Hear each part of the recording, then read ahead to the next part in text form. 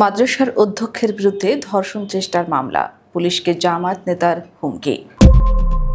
তদন্ত না করে একজন রাজনৈতিক নেতা ও মাদ্রাসার অধ্যক্ষের বিরুদ্ধে ধর্ষণ চেষ্টার মামলা নেওয়ার অভিযোগ তুলে পুলিশকে হুঁশিয়ারি দিয়েছেন জামায়াত ইসলামীর ঢাকা ১ আসনের সংসদ সদস্য প্রার্থী মোহাম্মদ নজরুল ইসলাম। তিনি পুলিশকে নিরপেক্ষ ভূমিকা নিয়ে সোজা পথে চলতে বলেন। শুক্রবার বিকেলে জামায়াত ইসলামীর ঢাকার নবাবগঞ্জ শাখার সেক্রেটারি মোহাম্মদ আলীর বিরুদ্ধে মামলার প্রতিবাদে বিক্ষোভ সমাবেশ শেষে এক পথসভায় নজরুল ইসলাম একথা বলেন।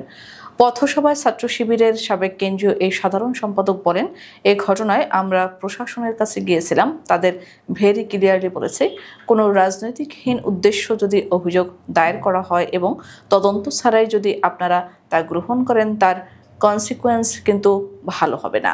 আমরা প্রশাসনকে বলেছিলাম কোনো অন্যায়ের কাছে আপনারা মাথা নত করবেন না, যদি সেটা করেন আমরা কিন্তু তা মেনে নেব না।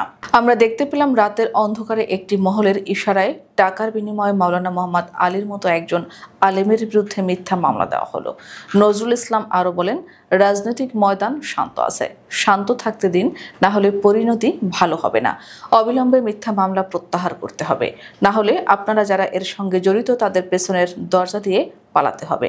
নবাবগঞ্জ উপজেলা জামায়াতের আমির ইব্রাহিম খলিলের সভাপতিত্বে সমাবেশে জামায়াতি শিবিরের নেতাকর্মী ও সমর্থকেরা উপস্থিত ছিলেন। উল্লেখ্য, ঝিনাইদহের কালীগঞ্জ উপজেলার কমলাপুর গ্রামে এক প্রবাসীর স্ত্রীর সঙ্গে অনৈতিক সম্পর্ক করতে গিয়ে ধরা পড়েছেন বিল্লাল হোসেন নামের এক জামায়াত নেতা। বিষয়টি এলাকা জুড়ে ব্যাপক আলোচনা সমালোচনা চলছে। বিল্লাল হোসেন কালীগঞ্জ উপজেলার সুন্দরপুর দুর্গাপুর ইউনিয়নের যুব জামায়াতের সভাপতি।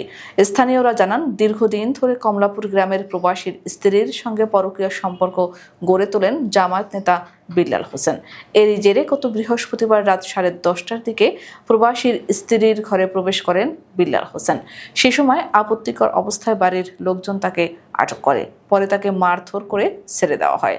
তবে বিষয়টি খুব গোপনীয়ভাবে মীমাংসা হলেও মঙ্গলবার জানাজানি হয়। নাম প্রকাশ না করার শর্তে ওই পরিবারের এক সদস্য বলেন, গত বৃহস্পতিবার রাত 10:30টার দিকে ওই নারীর ঘরে প্রবেশ করে বিল্লাল হোসেন। তখন আমরা জানতে পেরে তাকে আটক করি।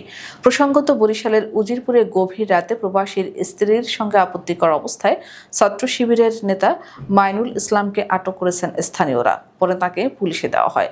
বৃহস্পতিবার 14 মার্চ দিবাগত গভীর রাতে উপজেলার নলচিরা ইউনিয়নের বদরপুর গ্রামে মুসল্লি বাড়িতে এক প্রবাসীর স্ত্রীর ঘর থেকে তাকে আটক করা হয়। ওই বাড়ি সংলগ্ন মসজিদে আগে ইমামতি করতেন মাইনুল। বাড়ি উজিরপুর উপজেলার পশ্চিম ষোলখ গ্রামে। মাইনুল গৌরনদী উপজেলা ছাত্র শিবিরের সাধারণ সম্পাদক বলে জানা গেছে। তবে জামায়াত দাবি করেছে মাইনুল শিবিরের বহিষ্কৃত কর্মী। স্থানীয়রা জানান, মসজিদ সংলগ্ন পাশের বাড়ির এক প্রবাসীর স্ত্রীর সঙ্গে মাইনুলের অনৈতিক সম্পর্ক গড়ে ওঠে। প্রায় তিনি ওই নারীর ঘরে অবাধে যাতায়াত করতেন। ওত পেতে থাকা স্থানীয় লোকজন বৃহস্পতিবার রাতে নারীসহ মইনুলকে আটক করেন। খবর পেয়ে পুলিশ গিয়ে নারীসহ মইনুলকে গৌরনদী থানায় নিয়ে আসে। গৌরনদী মডেল থানার এসআই মোহাম্মদ জুয়েল ঘটনার সত্যতা নিশ্চিত করে জানান, আটক ব্যক্তিকে অসামাজিক ও অনৈতিক কাজে লিপ্ত থাকার দায়ে আদালতে পাঠানো হয়েছে।